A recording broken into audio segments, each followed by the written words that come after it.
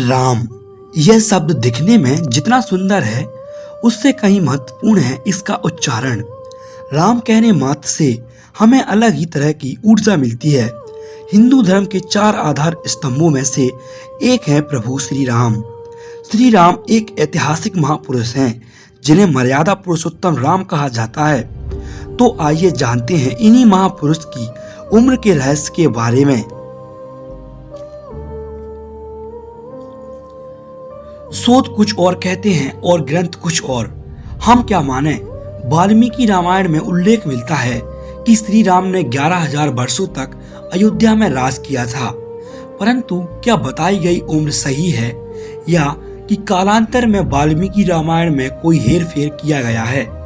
सवाल कई हैं, परंतु इसका उत्तर क्या है?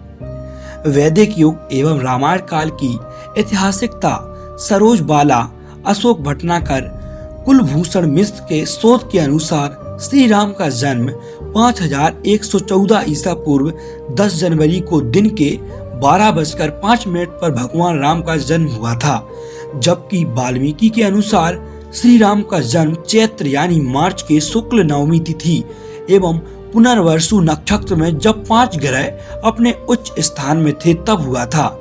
इस प्रकार सूर्य मेष में 10 डिग्री, मंगल मकर में 28 डिग्री, बृहस्पति कर्क में 5 डिग्री, शुक्र मीन में 27 डिग्री एवं शनि तुला राशि में 20 डिग्री पर था। ये बात बालकांड 18 श्लोक 8-9 के तहत है।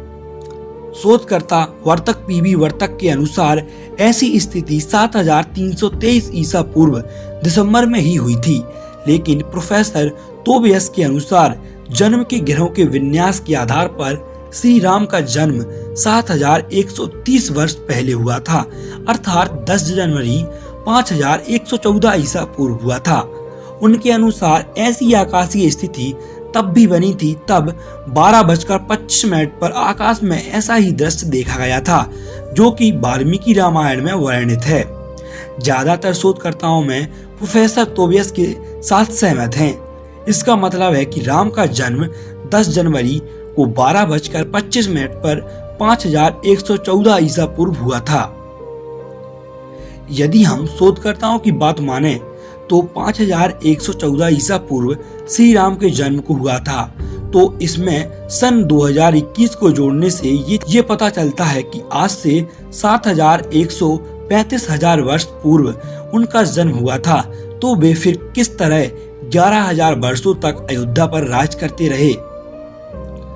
भगवान श्री कृष्ण का जन्म 3112 ईस्वी पूर्व हुआ था, अर्थात इसमें सन 2021 जोड़ते हैं तो 5,133,000 वर्ष आता है, अर्थात 5,133 वर्ष पहले श्री कृष्ण हुए थे।